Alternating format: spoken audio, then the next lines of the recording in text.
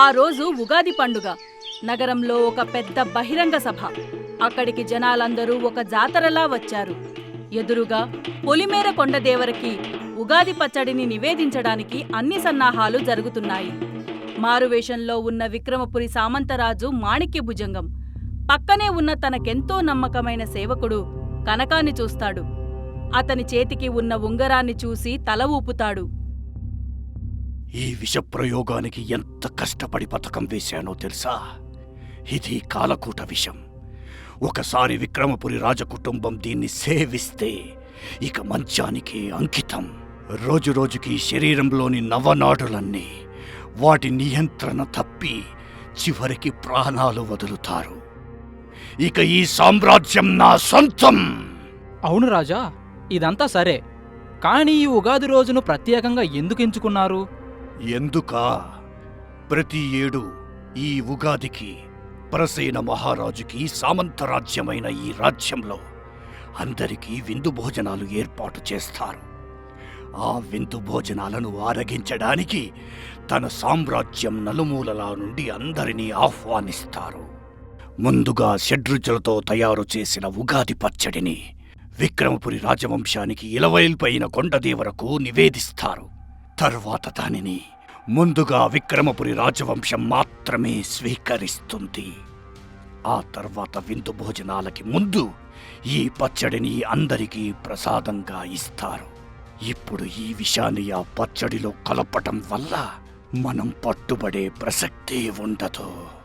ఇంతలో సైన్యాధిపతి సిద్ధప్ప భార్య రాగిణి తను స్వయంగా తయారు చేసిన ఉగాది పచ్చడిని తీసుకుని వచ్చి, అందరూ కొండదేవరికి దండం పెట్టుకోండి, ఉగాది పచ్చడిని నివేదిస్తున్నాను. అందరూ కళ్ళు మూసుకొని ప్రార్థిస్తుంటారు. ఇదే అదనని పక్కనే ఉన్న కనకం ముందుకు కదిలి తన వేలికున్న ఉంగరాన్ని తెరిచి అందులో ఉన్న విషాన్ని ఆ ఉగాది పచ్చడిలో కలిపి మాణిక్య భుజంగం దగ్గరికి వెళ్ళిపోతాడు. ఇంతలో ప్రజలందరూ మహారాజు ప్రసన్నుల వారికి జయము జయము, మహారాణి మంజులాదేవికి జయము జయము. ఒరే కనకం, ప్రజలందరూ మహారాజు మహారాణి అని మాత్రమే నినదిస్తున్నారు. యువరాజు విక్రమాదిత్య గురించి ఎవరూ మాట్లాడడం లేదేంటి అని అనుమానంగా అడగడంతో కనకం ఒక్కసారిగా భయపడతాడు. ఏమో రాజా, నాకు తెలియట్లేదు. ఏమిటి? నీకు తెలియట్లేదా? కొంపదీసి మహారాజు మహారాణి మాత్రమే వచ్చారా? విక్రమాదిత్య రాకపోతే ఎలారా? ఈ విషయాన్ని ముగ్గురు ఒకేసారి ఆరగిస్తే మనకు ఎటువంటి ఇబ్బంది ఉండదు. అదే మహారాజు మహారాణి ఇద్దరూ ఆరగించి విక్రమాదిత్య తప్పుకుంటే మనకిక మరణశిక్ష తప్పదు. ఎలారా ఇప్పుడు అని కంగారుగా భుజంగం భయంతో దిక్కులు చూస్తూ ఉంటాడు. భుజంగం భయం చూసి కనకం కూడా భయంతో వణికిపోతాడు. ఏమో రాజా, మీరు చెప్పింది మాత్రమే నేను చేశాను. నాకు దీనితో ఎటువంటి సంబంధం లేదు. ఈ విషయం బయటికి తెలిస్తే నాకు చావే. మీరు ఏమని అనుకోండి రాజా, నన్ను మాత్రం ఇందులో ఇరికించొద్దు. ఇప్పటికే నేను చాలా తప్పులు చేశానని అనిపిస్తుంది. ఇంతలో అక్కడ ప్రజలందరూ యువరాజు రావాలని యువరాజుకు జేజేలు పలుకుతూ ఉంటారు. యువరాజు విక్రమాదిత్యకి జయ హో, జయ హో! ఆ మాటలకు మహారాజు ప్రజలతో మాట్లాడుతూ, ప్రజలారా, ఒక్క నిమిషం ఆగండి. యువరాజా వారు ఇప్పుడే వస్తున్నారు. ఒక 10 నిమిషాల్లో మన ముందు ఉంటారు. మీరేం కంగారు పడకండి అని చెబుతూ మహారాజు మహారాణి ముందుకు రావడం చూసి రాగిణి, మహారాజా, ఉగాది పచ్చడిని కొండదేవరకు నివేదించి తీసుకొచ్చాను, సేవించండి.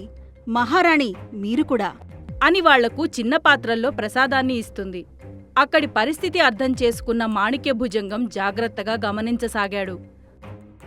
మహారాణి మంజులాదేవి, మహారాజు ప్రసీనుడు ఇద్దరూ ఆ ప్రసాదాన్ని పుచ్చుకోవడంతోనే మంట మంట అని హాహాకారాలు చేస్తూ గొంతును పట్టుకొని కింద పడి గిలగిలా కొట్టుకోసాగారు. అయ్యో, ఏమైంది మహారాజా? మహారాణి, అయ్యో, ఏం జరుగుతుందో అర్థం కావట్లేదే. అందరూ ఆశ్చర్యంగా భయంగా చూస్తూ ఉండగా ఎవరో గట్టిగా కెవ్వుమని అరిచిన అరుపులు వినబడతాయి. ఈ గందరగోళంలో మాణిక్య భుజంగం తన దగ్గరున్న చిన్న విషపు ముల్లుతో కనకం మెడపైన గుచ్చి అక్కడి నుండి పారిపోతాడు. కనకం కెవ్వుమని కేక వేయడంతో అందరూ ఆశ్చర్యంగా అటువైపు చూస్తారు. వెంటనే సైన్యాధిపతి సిద్ధప్ప అతని దగ్గరికి వెళ్లి, ఎవరు నువ్వు? ఎందుకర్చావో చెప్పు. అయ్యా, నన్ను క్షమించండి. వారిపై విషప్రయోగం జరిగింది. అది భయంకరమైన కాలకోట విషం. దీనివల్ల రాను రాను అవయవాలన్నీ కుళ్ళిపోయి చనిపోతారు. దీనికి విరుగుడు దొరకడం చాలా కష్టం. ఏంటి విషప్రయోగమా? ఎవరు చేశారు ఈ పని? చెప్పు. మన సామంతరాజు మాణిక్య భుజంగం అని చెప్పి కన్ను మూస్తాడు. అందరి హాహాకారాల మధ్య విక్రమాదిత్య పరుగు పరుగున తల్లిదండ్రుల దగ్గరికి వెళతాడు. నాన్నగారు, అమ్మా! అని వాళ్ళని పిలిచి బాధపడతాడు. సేనాపతి, ఏం జరిగింది? ఇంతమంది ఉండగా నా తల్లిదండ్రులకి ఈ పరిస్థితి ఎలా వచ్చింది? దీనికి కారణం ఎవరు? యువరాజా, వాళ్ళిద్దరిపై కాలకోట విషప్రయోగం జరిగింది. అది చేసింది మన సామంతరాజు మాణిక్యభుజంగం అని కనకం చెప్పిన విషయం చెబుతాడు సేనాని. వాడింతకు తెగించాడా? వాడి పని తర్వాత చూద్దాం. వెంటనే ఆస్థాన వైద్యుల్ని పిలిపించండి. కబురు పంపాను యువరాజా. అప్పుడే అక్కడికి ఆస్థాన వైద్యులు వచ్చి నీలిరంగులోకి మారుతున్న వాళ్ళిద్దరినీ పరీక్షించి, యువరాజా, వీళ్ళ శరీరాలను చూస్తుంటే చాలా భయంకరమైన కాలకూట విషాన్ని ఈ ఉగాది పచ్చడిలో కలిపారు. క్రమంగా వీళ్ళ శరీరాలు పూర్తిగా నీలిరంగుకు మారుతాయి. అలా మారడానికి కొన్ని గంటలు లేదా కొన్ని రోజులు పట్టవచ్చు. దీని నుంచి కాపాడడానికి విరుగుడు ఒక్కటే మార్గం. విరుగుడు గురించి చెప్పండి ఆచార్య. సప్త సముద్రాలైనా ఛేదించి 7 లోకాలనైనా చుట్టి ఆ విరుగుడుని తీసుకొని వస్తాను. అంతవరకు మహారాజు మహారాణి శరీరాలను నీలిరంగులోకి మారకుండా జాగ్రత్తగా చూసుకోవచ్చా? చూసుకోవచ్చు యువరాజా. కొన్ని ప్రత్యేకమైన లేపనాలను వారి శరీరాలకు పట్టించి ఆ విషం ప్రభావాన్ని తగ్గించి 1 సంవత్సరం వరకు చూసుకోవచ్చు. కానీ విరుగుడు లేకుండా వీళ్ళ ప్రాణాల్ని కాపాడలేము. అయితే ఆ ఏర్పాట్లను వెంటనే చూడండి. తక్షణమే మహారాజు మహారాణులని రాజమందిరానికి తీసుకువెళ్ళండి. వెంటనే ఆ ప్రసాదాన్ని జాగ్రత్తగా ఓ పక్కన పెట్టేయండి. ఎవరూ ఆరగించకుండా చూడండి. అలాగే నేను మహర్షి గంగాధర స్వామిని కలిసి వస్తాను. వీలైతే ఆ విరుగుడు ఔషధాన్ని తీసుకుని వస్తాను.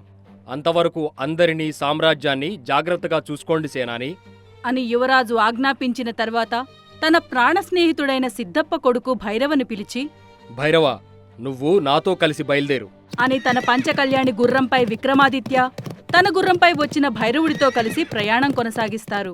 విక్రమాదిత్య తన గురువు గంగాధర స్వామిని ఆశ్రయిస్తాడు. కళ్ళు మూసుకున్న ఆయన తన దివ్య దృష్టితో విషప్రభావం ఎంత బలంగా ఉందో తెలుసుకున్న తర్వాత ఆలోచించి గంభీరంగా మాట్లాడుతాడు. ఈ విషానికి విరుగుడు ఒక్కటే, కాని అది చాలా అరుదుగా దొరికే దివ్య ఔషధం. దాన్ని సమకూర్చడం చాలా కష్టం. ఈ విరుగుడును 1 ఏడాది లోపు, అంటే మరుసటి సంవత్సరం ఉగాది లోపు తెచ్చి వారికి ఇవ్వగలిగితేనే వారు బ్రతుకుతారు. గురువర్య, నేను మీ శిష్యుడను. నా వివాహం గురించి పోరాడినవాణ్ణి. నా సామ్రాజ్యంలో ప్రజలు ఆకలి దప్పులతో అలమటిస్తే సప్త సముద్రాలు సైతం లెక్క చేయకుండా మన రాజ్య ఖజానాను నింపినవాణ్ణి. అలాంటిది ఇంత బ్రతుకునిచ్చిన నా తల్లిదండ్రుల ప్రాణాల కోసం నా ప్రాణాన్ని పనంగా పెట్టైనా ఆ విరుగుడును నేను సాధించుకు తీసుకురాలేనా? చెప్పండి గురువర్య, ఆ విరుగుడు ఎలా సాధించాలి? విక్రమాదిత్య పట్టువదలని యోధుడని తెలిసిన గంగాధర స్వామి దానికి కావలసిన రహస్యాలను చెప్తాడు. ఆయన చెప్పిన ప్రకారం తన ప్రాణ స్నేహితుడు భైరవునితో వెంటనే ప్రయాణం ప్రారంభిస్తారు. యువరాజా, చీకటి కావస్తుంది. రేపు తెల్లవారుజామున మన ప్రయాణం మొదలుపెడితే బాగుంటుందేమో. అది కాదు భైరవ. ఇప్పుడు గంగాధర్ స్వామి చెప్పిన ప్రకారం ముందుగా మనం పడమటి వైపుకు వెళ్తున్నాము. అది ఒక భయంకరమైన వనమట. దాన్ని పిశాచాల వనమని అంటారట. అది దాటాలంటే మనకు రాత్రిపూట అనుకూలంగా ఉంటుంది. ఎందుకంటే వెలుగున్నప్పుడు ఆ అడవిలో మనం కాలు పెట్టిన తక్షణం ఆ పిశాచాలు వాటి మాయాజాలంతో మనల్ని వనమంతా తిరిగేలా చేస్తాయి. అర్ధరాత్రి దాటితే కాని అవి మనకు కనిపించవు. అందుకే అర్ధరాత్రి సమయానికి మనం ఆ వనం చేరుకున్నామనుకో, వాటిని అంతం చేసి మన గమ్యానికి వెళ్ళిపోవచ్చు అని వివరిస్తాడు యువరాజు. యువరాజు అన్నది సరైనదే కావడంతో భైరవుడు అతన్ని అనుసరిస్తాడు. రాను రాను వాళ్లు ఒక అంధకారంతో నిండిన అరణ్యంలోకి ప్రవేశిస్తారు. చెట్లు గాలికి ఊగిపోతున్నాయి. గాలిలో ఏదో తేడాని గమనిస్తాడు విక్రమాదిత్య. ముందుకు వెళ్లే కొద్దీ చీకటి మరింత కమ్ముకుంటోంది. విక్రమాదిత్య, భైరవుడు జాగ్రత్తగా ముందుకు సాగుతున్నారు. ఇంతలో వాళ్లకి ఒక చిరుగాలి వీచినట్లు అనిపిస్తుంది. కాని అది సాధారణ గాలిలా లేదు. శరీరంపై ఏదో పాకినట్టు భయంకరమైన అనుభూతి కలిగిస్తుంది. యువరాజా, నాకు ఏదో తెలియని భయం వేస్తోంది. ఈ వనం ఏదో వింతగా ఉంది.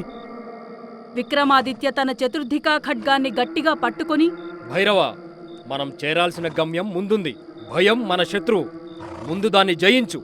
ధైర్యంగా ముందుకు సాగుదాం ఇంతలో వాళ్ళు కలవరపడేలా శబ్దాలు వినిపించడం మొదలైంది. గాలిలో నల్లటి ఆకారాలు కదులుతున్నట్లుగా కనిపించాయి. చూడు విక్రమ, నల్లటి ఆకారాలు మన చుట్టూ తిరుగుతున్నాయి. వింటున్నావా? ఏవేవో శబ్దాలు కూడా వినపడుతున్నాయి. మెల్లగా దూరంలో ఒక అరుపు. గుండెల్లో భైరవుడు వెనక్కి తిరిగి చూసేలోపే ఒక నీడలాంటి ఆకారం అతని వెనక నుండి నెమ్మదిగా కదులుతూ కనిపిస్తుంది.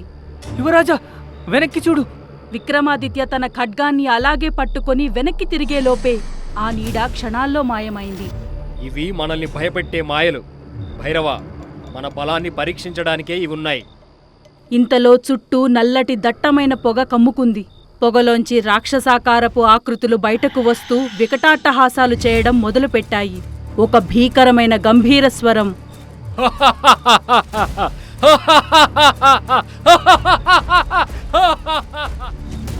మానవులారా, ఈ వనంలో ప్రవేశించిన తర్వాత వెనక్కి తిరిగి వెళ్ళిన వాళ్ళెవ్వరూ లేరు.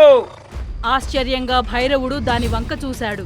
కంటి ముందు నల్లటి పొగలు తిరుగుతూ వాటి మధ్య రక్తం తాగుతున్నట్టు కనిపించే పిశాచ ఆకారాలు. అవి కాళ్ళు కదపకుండానే నడుస్తున్నట్టు అనిపిస్తోంది. ఏంటి ఈ ఆకారాలు? అంతా మాయలా ఉంది యువరాజా. వీటిని ఎదుర్కోవడం మనకు సాధ్యమా? భైరవ, మనం ధైర్యాన్ని కోల్పోతే ఇవి మనల్ని చీల్చిపారేస్తాయి. కానీ మనలో ధైర్యం ఉంటే వీటికి మనల్ని జయించే శక్తి ఉండదు. ఇంతలో ఆ పిశాచాలు ఒక్కసారిగా వారి మీదికి దూకుతాయి. విక్రమాదిత్య తన కత్తిని పైకెత్తి ఒక దాని మీద పడతాడు. కానీ అది పొగలా మారి మాయమైపోతుంది. యువరాజా, వీటిని మనం కత్తులతో హతమార్చలేము. ఇవి మాయా పిశాచాలనుకుంటా. అప్పుడే విక్రమాదిత్య కళ్ళల్లో ఒక మెరుపు మెరుస్తుంది. అతడు తన గురువు గంగాధర స్వామి చెప్పిన మాటలను గుర్తు చేసుకుంటాడు. నాయనా విక్రమ, ఆ వనంలో మాయలు నిజమైనట్లు కనిపిస్తాయి. కానీ మంత్రశక్తి ముందు అవి నిలబడలేవు. అక్కడ ఉన్న అగ్నిమండపం దగ్గరికి వెళ్ళి నేను చెప్పిన మంత్రజపం చేస్తే అవన్నీ మాయమవుతాయి. వెంటనే విక్రమాదిత్య చుట్టూ చూస్తూ దూరంలో ఒక ప్రదేశంలో పెద్ద గుండం మంటలతో ఎగిసి పడుతూ కనిపిస్తుంది. అదిగో అగ్నిమండపం. మనం అక్కడికి చేరుకుంటే వీటి శక్తి నశించిపోతుంది. పిశాచాలు వాళ్ళని అడ్డుకునే ప్రయత్నం చేస్తాయి. భైరవుడు తన శక్తినంతా ఉపయోగించి వాటిని తప్పించుకుంటూ ముందుకు వెళతాడు. విక్రమాదిత్య ముందు పరిగెత్తుతూ చివరికి అగ్నిమండపం దగ్గరికి చేరుకుంటాడు. అతను అక్కడ నిలబడి మంత్రజపం ప్రారంభిస్తాడు. ఒక్కసారిగా ఆ మంత్రశక్తితో చుట్టూ కమ్ముకున్న మాయలు నెమ్మదిగా మాయమవుతాయి. ఆ పిశాచాలు ఒక్కసారిగా హాహాకారాలు చేస్తూ మంటల్లో కరిగిపోతాయి. క్షణాల్లో ఆ వనం మామూలు అరణ్యంగా మారిపోతుంది. యువరాజా, వీటన్నింటినీ మనం ఓడించగలిగాం. మాయలకు భయపడితే మనం ఓడిపోతాం. ధైర్యంగా ఉంటే మాయలే మన ముందు తల వంచుతాయి. భైరవా, భలా విక్రమ, ఇప్పుడు మనం కొద్దిసేపు ఇక్కడ విశ్రాంతి తీసుకొని తరువాత ప్రయాణాన్ని కొనసాగిద్దామా? అలాగే మిత్రమా. ముందు ముందు మరిన్ని ప్రమాదాలను ఎదుర్కోవాలంటే కొద్దిసేపు విశ్రాంతి అవసరమే. ఇంకొన్ని యోజనాల తర్వాత విషపర్వతం వస్తుంది. దాన్ని ఎక్కి వెనక వైపు దిగాలి. సిద్ధంగా ఉండు. అక్కడే కొంచెం సేపు విశ్రాంతి తీసుకున్న తర్వాత వాళ్ల ప్రయాణాన్ని మొదలుపెట్టారు. అలా ఎండనక వాననక గాలనక పెద్ద పెద్ద అడవులను ఎడారులను కొండా కోనలను దాటుతూ చివరకు విక్రమాదిత్య భైరవుడు కొన్ని నెలల ప్రయాణం చేసి విషపర్వతం పాదభాగానికి చేరుకుంటారు. ఇక్కడ మన గుర్రాలను వదిలిపెట్టాలి. కాలినడకన వెళ్ళాలి. ఈ పర్వతానికి అవతల వైపు వెళ్తే అక్కడ ఒక గుహ ఉంటుంది. మన గమ్యం అదే అని చెప్పి గుర్రాలను అక్కడే కట్టేసి ఇద్దరూ ఆ పర్వతాన్ని ఎక్కడం మొదలు పెడతారు. విక్రమ, గాలి తీవ్రంగా వీస్తోంది. ఈ గాలిలో ఏదో మిశ్రమం కలిసినట్లుగా ఉంది. ఒక్కసారి ఆకాశాన్ని చూడు. నీలంగా కనిపించాలి కదా, కానీ ఇక్కడ మొత్తం తెల్లగా పొడిగా ఉంది. భైరవ, ఒక్క ఆకాశమే కాదు, చుట్టూ చూడు. ఎటు చూసినా ఎర్రటి గులాబీ రంగు బండరాళ్లే ఉన్నాయి. చూశావా ఆ రాళ్ల మీద మచ్చలతో ఉన్న ఆకులు? గాలి వీచిన ప్రతిసారి ఒక ప్రత్యేకమైన వాసన వస్తోంది. ఆ వాసన వాటి నుండే కావచ్చు. అది కూడా విచిత్రమైన వాసన. వర్ణించడానికి వీలు లేకుండా ఉంది. యువరాజా, ఈ ప్రాంతం నాకు అసహ్యంగా అనిపిస్తోంది. ఇక్కడ గాలి కూడా చాలా విచిత్రంగా ఉందని చెప్పాను కదా. ఇది మనకొక అగ్ని పరీక్ష. ఈ గాలి విషపూరితమైనదని గురువులు చెప్పారు. మనం ఇక్కడ ఎక్కువ సమయం గడిపితే ప్రమాదమే. అలా అంటూ ఉండగానే భైరవుడు ఒక్కసారిగా తన గొంతు పట్టుకొని అతను ఊపిరి పీల్చడానికే కష్టపడుతున్నాడు. భైరవుడి కళ్లల్లో బాధ కనిపిస్తుంది. విక్రమాదిత్య ఒక్కసారిగా అతని వైపు పరిగెత్తుతాడు. భైరవ, ఏమైంది? భైరవుడు తడబడుతున్నాడు. అతను ఒక్క క్షణం నిలబడి మరొక క్షణంలో నేలకూలిపోతాడు. అతని శరీరం కఠినంగా మారిపోయినట్లు ఉంది. అతని ముక్కులోంచి కొద్ది కొద్దిగా నీలిరంగు ద్రవం కారుతోంది. ఇది స్పష్టంగా ఈ గాలిలో ఉన్న విషప్రభావమే అని అర్థమవుతుంది విక్రమాదిత్యకి. భైరవ, నా మాటలు వినిపిస్తున్నాయా? చూడు, కళ్ళు మోయకు, ధైర్యంగా ఉండు. ఇలాంటివి మనల్నేం చేయలేవు. భైరవుడు కనుబొమ్మలు కదిలించినా మాట్లాడలేకపోతున్నాడు. విక్రమాదిత్య పరిస్థితిని అర్థం చేసుకుంటాడు. గురువు గంగాధర స్వామి చెప్పిన మాటలు అతని మెదడులో మారుమ్రోగుతాయి. విషపర్వతం దగ్గర నీ ఊపిరి తీసుకోవడం కూడా ప్రమాదకరం. అక్కడ ఒక్క విషకణం కూడా నీ శరీరంలోకి వెళితే అది నరనరాల్లో వ్యాపించి ప్రాణాన్ని తీస్తుంది. అలాంటి విషాన్ని హరించగల శక్తి కలిగిన మంత్రాన్ని జపించి నీ ప్రాణశక్తిని ధారపోయాలి. కానీ ఆ ప్రయత్నంలో కాపాడే వాళ్ళ ప్రాణానికి ముప్పు. అది గుర్తొచ్చిన విక్రమాదిత్యకు మరో మార్గం లేదు. అతను నిటారుగా నిలబడి తన చేతిని భైరవుడి తలపై ఉంచుతాడు. లోపలి నుండి తన శక్తి మెల్లిగా తగ్గుతున్నట్టు అనిపిస్తుంది. కాని తప్పదు. భైరవుడి ప్రాణాన్ని కాపాడాలంటే ఇదే మార్గం. విక్రమాదిత్య కళ్ళు మూసుకొని మంత్రజపం మొదలుపెట్టాడు. ఓం హరహర విషహర, ప్రాణశక్తి సమర్పయామి, విషశక్తి హరయామి. ఆ మంత్రశక్తితో విక్రమాదిత్య శరీరం కాంతివంతంగా మారుతుంది. అతని చేతుల నుండి వెలువడిన ఓ శక్తి భైరవుని శరీరంలోనికి ప్రవేశిస్తుంది. ఒక్క క్షణం పాటు చీకటిలో కనిపించని శక్తులతో పోరాడినట్టు గాలిలో రంగురంగుల వలయాలు పైకి లేస్తాయి. భైరవుని శరీరం నెమ్మదిగా తేలికబడి అతనికి శ్వాస ఆడుతున్నట్టనిపించి విషం పూర్తిగా బయటకు వెళ్లిపోయి భైరవుడు కోలుకుంటాడు. కాని విక్రమాదిత్య మాత్రం చతికిలపడిపోతాడు. అతను గాఢంగా శ్వాస తీసుకుంటూ ఉంటే అతని చేతులు వణుకుతున్నాయి. యువరాజా, నేను బ్రతికే ఉన్నానా? నీకింకేం కాదు భైరవ, కానీ మన ప్రయాణం ఇంకా పూర్తి కాలేదు. భైరవుడు లేచి విక్రమాదిత్యను చూశాడు. అతని ముఖం విపరీతమైన అలసటతో నిండిపోయింది. విక్రమాదిత్య తన ప్రాణాలను లెక్క చేయకుండా అతని శక్తిని పూర్తిగా ఉపయోగించి తన ప్రాణాలు కాపాడాడని భైరవుడికి అర్థమైంది. యువరాజా, నువ్వు నా కోసం నీ ప్రాణాన్నే ధారపోశావా? అది మిత్రుడిగా నా బాధ్యత భైరవ, కానీ ఇక్కడ ఉండడం మనకంత మంచిది కాదు. త్వరగా పర్వతం దాటి ముందుకు వెళదాం. ఇద్దరూ కలిసి తమ సాయశక్తులా కష్టపడుతూ విషపర్వతం నుండి బయటపడేందుకు ముందుకు నడిచారు. కాని వాళ్లకి మరిన్ని భీకరమైన సవాళ్లు ఎదురయ్యేలా ఉన్నాయి. ఎన్ని సవాళ్లు ఎదురైనా వాటిని ఎదుర్కొంటూ ఎన్నో బాధలకి లోనవుతూ చివరికి ఆ ఇద్దరూ ఆ విరుగుడు ఔషధం ఉన్న మంత్రగుహ ఎదుట నిలబడతారు. గుహ ప్రాంగణం చాలా పెద్దదిగా ఉంది భైరవ. బయట చూడడానికి మాత్రం చాలా అందమైన శిలాగోడల మాదిరిగా అనిపిస్తుంది. కానీ లోపలంతా చీకటి. కేవలం బయట నుండి వచ్చే సన్నని సూర్యకాంతిలో మాత్రమే గుహలోతు కనిపిస్తుంది. అందుకే రాత్రిలోపే ఈ గుహలోకి వెళ్లి ఆ ఔషధాన్ని తీసుకొని వెళ్లిపోవాలి. అలా అనుకుంటూ గుహలోపలికి అడుగు పెడతారు. యువరాజా, ఇదేదో మాయగుహలా ఉంది. ఈ చీకటిలో ఏముందో తెలియడం లేదు. అవును భైరవ, ఇక్కడే మనకు కావాల్సిన ఔషధం ఉంది. కానీ ఇలాంటి దివ్య ఔషధం ఇక్కడ ఉందంటే అది ఎవరికీ లభించకుండా ఉండేలా కాపాడే ఓ శక్తి కూడా అంతే బలంగా ఉండే ఉంటుంది. అందుకే మనం చాలా అప్రమత్తంగా ఉండాలి అని అనుకుంటూ ఇద్దరూ నెమ్మదిగా అడుగులు వేస్తూ ముందుకెళ్తారు. ఒక్కొక్క అడుగు వేస్తున్న కొద్దీ వాళ్ల ఊపిరి కూడా భయంకరమైన శబ్దంలా మారుతోంది. ఆ సమయంలోనే భయంకరమైన గర్జన ఒక్కసారిగా ఆ గుహ అంతటా మారుమ్రోగుతుంది. భైరవుడు తన ఖడ్గంతో అప్రమత్తమవుతున్నాడు. ఈ గుహలో ఏదో ఉంది మిత్రమా, అది చాలా పెద్దదై ఉంటుంది. మన శత్రువు మన ముందే ఉన్నాడు మిత్రమా. గుహలోని చీకటిలోంచి రెండు చిన్న చిన్న కళ్ళు ఎర్రగా మెరుస్తున్నాయి. అగ్నిలాంటి ఆ కళ్లను చూసిన విక్రమాదిత్య, భైరవుడు అటువైపు మరింత తీక్షణంగా చూస్తారు. దాదాపు 10 అడుగుల ఎత్తులో ఒక విశాలమైన పెద్ద ఏనుగు నెమ్మదిగా నడుస్తూ వాళ్ల ముందుకు వస్తోంది. అది మామూలు ఏనుగు కాదు, అది గుహ రక్షకుడు. దాని శరీరం రాతిలా గట్టిగా ఉంది. దాని దంతాలు కత్తుల్లా మెరుస్తున్నాయి. యువరాజా, ఇది ఏనుగా లేదా రాక్షసుడా? ఖచ్చితంగా ఇది మంత్రబద్ధమైనదే. నిజమే భైరవ, ఇది మన శక్తియుక్తులకు పరీక్ష. ఏనుగు భీకరంగా ఘీంకరించి తన తొండంతో ఒక్కసారిగా నేలను కొట్టింది. ఆ దెబ్బకి గుహంతా వణుకుతూ చుట్టుపక్కల ఉన్న రాళ్ళు రప్పలు దొర్లుతూ పడతాయి. విక్రమాదిత్య, భైరవుడు వెంటనే దానిమీద దాడికి సిద్ధమయ్యారు. ఏనుగు ముందుగా భైరవుడిపై దాడి చేస్తుంది. అతను వెంటనే పక్కకు తప్పుకొని తన కత్తితో దాని తొండాన్ని దాడి చేస్తాడు. కాని దానికి ఏమాత్రం దెబ్బ తాకలేదు. అది తిరిగి విక్రమాదిత్య వైపు కోపంగా దూకుతుంది. మిత్రమా, దీన్ని బలంతో గెలవడం సాధ్యం కాదు. ఇది మాయాశక్తి కలిగి ఉంది. మరి దీనిని ఎదుర్కోవడం ఎలా? మనకా శక్తులు లేవు కదా. ఈ ఏనుగుని ఎవరో వశపరుచుకొని ఇక్కడ బంధించారు. ఇంత భారీ జంతువుని ఎలా అదుపు చేస్తున్నారో అర్థం కావట్లేదు. దాన్ని మనం ఓడించాలంటే బలంతో కాదు, మన తెలివితేటలతో మాత్రమే సాధ్యం. ఇంతలో ఉన్నట్టుండి ఆ ఏనుగు మరోసారి వారిపై దాడి చేయడానికి ముందుకు వస్తుంది.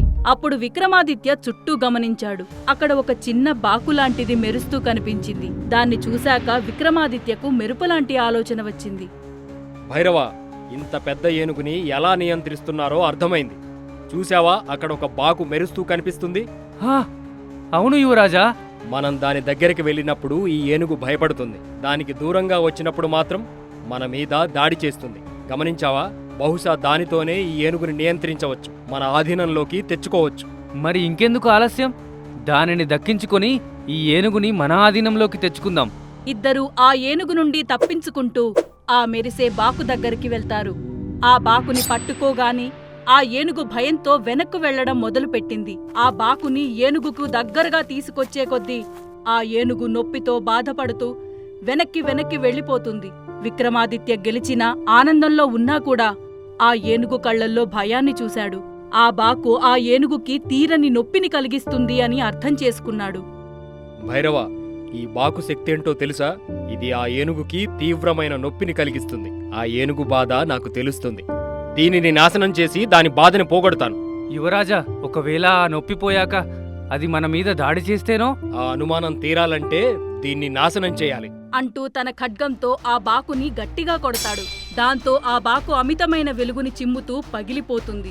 ఏనుగు దిక్కులన్నీ అదిరిపోయేలా గట్టిగా అరుస్తూ ఒక్క క్షణం పక్కకు ఒరిగిపోతుంది.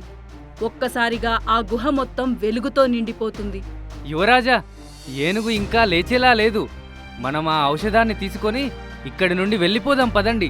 విక్రమాదిత్య తన చేతిని పైకెత్తి మంత్రపఠనం చేస్తాడు. ఆ శబ్దంతో ఇంతవరకు ఏనుగుని బంధించి ఉంచిన ఆ మాయాశక్తి దాని నుంచి నెమ్మదిగా వీడిపోతుంది. కొంతసేపటికి ఆ ఏనుగు లేచి భీకరంగా ఘీంకరించి వాళ్ల ముందు నిలబడుతుంది. కాని ఈసారి దాని కళ్లల్లో కోపం లాంటివి ఏమీ లేవు. చాలా ప్రశాంతంగా ఆ ఏనుగు తన తొండంతో వారిని ప్రేమగా తాకుతుంది. యువరాజా, ఇది మన మీద దాడి చేయట్లేదు. అంటే మనకు లొంగిపోయింది. లొంగిపోలేదు భైరవా. దాని బాధ నుంచి మనం దానికి విముక్తి కలిగించాం. అందుకే కృతజ్ఞతగా మనల్ని ఆశీర్వదిస్తుంది. ఇది ఈ దివ్య ఔషధానికి రక్షకుడు. ఇంతలో ఆ ఏనుగు రంగురంగులతో వెలుగుతున్న ఆ పుట్ట కన్నంలోకి తన తొండాన్ని దూర్చి అందులో ఉన్న దివ్య ఔషధాన్ని విక్రమాదిత్య చేతుల్లో పెడుతుంది. తరువాత అది తన వీపును వంచి వాళ్ళిద్దరినీ ఎక్కమని తలాడిస్తుంది. విక్రమా, ఇది మనల్ని తీసుకెళ్తుందా? అవును మిత్రమా, ఇది మంత్రగిరి గుహ రహస్యం. మనం ఇంతదాకా నడుచుకుంటూ వచ్చాం, కానీ ఇది మన ప్రయాణాన్ని త్వరగా ముగించబోతుంది. ఇద్దరూ ఏనుగుపైకి ఎక్కారు. అది భీకర వేగంతో గుహ బయటకు ఉధృతంగా పరిగెత్తుతూ విషపర్వతం మార్గాన్ని పూర్తిగా దాటించి మిగిలిన ప్రమాదాలేవీ కలుగకుండా వీరిని తీసుకెళుతుంది.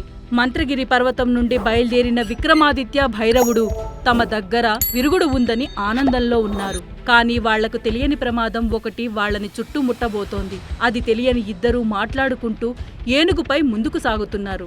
యువరాజా, విరుగుడు మన దగ్గర ఉంది కదా, రాజ్యం చేరుకోవడమే మిగిలింది. అవును భైరవ, ఇదంతా బాగానే ఉంది.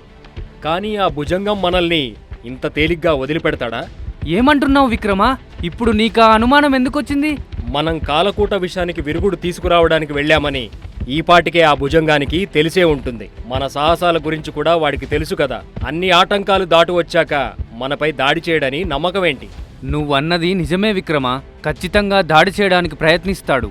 వాళ్ళిద్దరూ అలా మాట్లాడుతూ రాజ్యానికి వెళ్లే మార్గంలో ఒక చెరువు దగ్గర ఆగుదామని చెప్తాడు విక్రమాదిత్య. నీరు స్వచ్ఛంగా ఉంది. ఏనుగు కూడా అలసిపోయి విశ్రాంతి తీసుకోవాలనుకొని ఆ చెరువులోకి దిగింది. ఇంతలో ఒక్కసారిగా నీటిపైన ఏదో కదిలినట్టు, దూరంగా పచ్చటి పొదల వెనక ఎవరో కదులుతున్నట్టు అనిపిస్తుంది. ముందే ఎదురుచూస్తున్న మాణిక్య భుజంగం తన గూఢాచారులతో అక్కడ సిద్ధంగా ఉంటాడు. అతని కళ్ళు ద్వేషంతో చింతనిప్పుల్లా మెరుస్తున్నాయి. వాళ్ళు వచ్చేశారా? ఇప్పుడు వీళ్ళ ప్రయాణం ఇక్కడితో ముగిసిపోవాలి. సైనికులారా, వాళ్ళిద్దరిని చుట్టుముట్టండి. ఒక్కసారిగా పొదల వెనక నుండి 10 మంది సైనికులు బయటికొస్తారు. వారందరూ కత్తులు, బాణాలు పట్టుకొని విక్రమాదిత్య, భైరవుడిని చుట్టుముడతారు. యువరాజా, నువ్వు చెప్పింది నిజమే. అవును భైరవ, ఇందుకే మనం ఇక్కడ ఆగుదామని చెప్పింది. వీణ్ణి ఇక్కడే సమాధి చేద్దాం. భుజంగం ముందుకు వచ్చి విక్రమాదిత్యను చూసి గట్టిగా నవ్వుతూ, యువరాజా, నీ ధైర్యమే నీకు శాపంగా మారింది. ఇక్కడే నీ కథ ముగియబోతోంది. అక్కడ ఇంకొక 3 రోజుల్లో నీ తల్లిదండ్రుల ఊపిరి ఆగిపోతుంది. నా పథకాన్ని అడ్డుకోవాలని చూశావు. ఎన్నో ఆటంకాలను దాటి మరీ వచ్చావు. కానీ నన్ను దాటి వెళ్ళటం మాత్రం అసాధ్యం. భుజంగా, నీ మోసం తెలిసిపోయింది. ఈ సామ్రాజ్యం నీకు దక్కదు. నా గొంతులో ప్రాణముండగా అది జరగనివ్వను. భుజంగం తన సైనికులకు సంకేతమిస్తాడు. ఒక్కసారిగా సైనికులు దాడికి సిద్ధమవుతారు. భైరవుడు తన కత్తిని పైకెత్తి సిద్ధంగా నిలబడతాడు. విక్రమాదిత్య కూడా తన చతుర్థిగా ఖడ్గాన్ని ఝుళిపిస్తాడు. పక్కనే ప్రవహిస్తున్న నీటి ఒడ్డే సంగ్రామ భూమిగా మారింది. భుజంగం తన సైనికులతో ముందుకు దూసుకొస్తాడు. విక్రమాదిత్య, భైరవుడు వీరుల్లా పోరాడసాగారు. యువరాజా, వీరిని మనం సమర్థవంతంగా ఎదుర్కొంటున్నాం. కానీ ఇంకా చాలా మందే వచ్చేస్తున్నారు. జాగ్రత్త! అప్పుడే భుజంగం స్వయంగా ముందుకు వచ్చి విక్రమాదిత్యతో యుద్ధానికి సిద్ధమవుతాడు. విక్రమా, నీ బలాన్ని చూద్దాం. ఈ రోజు నీ రక్తంతో ఈ నేలను తడిపేస్తాను. నీ కత్తి కంటే నీ ఎత్తులే ఎక్కువ ప్రమాదకరం భుజంగా. నీ నయవంచనకు నేడు ముగింపునిస్తాను. ఇద్దరి మధ్య హోరాహోరీగా పోరాటం మొదలవుతుంది. భుజంగం కపట బుద్ధితో పోరాడుతున్నాడు. కానీ విక్రమాదిత్య అతని ధైర్య సాహసాలతో సమాధానమిస్తున్నాడు. ఒక్క క్షణం తప్పినా ఇద్దరిలో ఎవరో ఒకరు ప్రాణాలు విడిచే ప్రమాదం ఉంది. కానీ చివరికి విక్రమాదిత్య తన తెలివితో భుజంగాన్ని ఓడించేందుకు ఆలోచిస్తాడు. అతనికి పక్కనే ఉన్న చెరువులో ఓ పెద్ద రాయి కనబడుతుంది. విక్రమాదిత్య ధైర్యంగా పోరాడుతూ భుజంగాన్ని ఆ రాయి వైపు నడిపిస్తాడు. అనుకోకుండా భుజంగం అదుపు తప్పి రాయి మీద నుండి నీటిలోకి పడిపోతాడు. అది చూసిన అతని సైనికుల నుండి ఒకరు అరుస్తూ, అయ్యో, మన రాజుగారు నీళ్లలో పడిపోయారు, పారిపోండి, పారిపోండి. భుజంగం నీటిలో మునిగిపోతూ చివరి క్షణంలో విక్రమాదిత్యను ద్వేషంతో చూసి అరుస్తాడు. నేను ఓడిపోయానా? ఇది అసాధ్యం. కొందరు అతనిని రక్షించేందుకు ప్రయత్నించినా ఆ చెరువు మధ్యలో ఉన్న ఊబి అతన్ని లోనికి లాక్కుంటుంది. మాణిక్య భుజంగం పూర్తిగా మునిగిపోతాడు.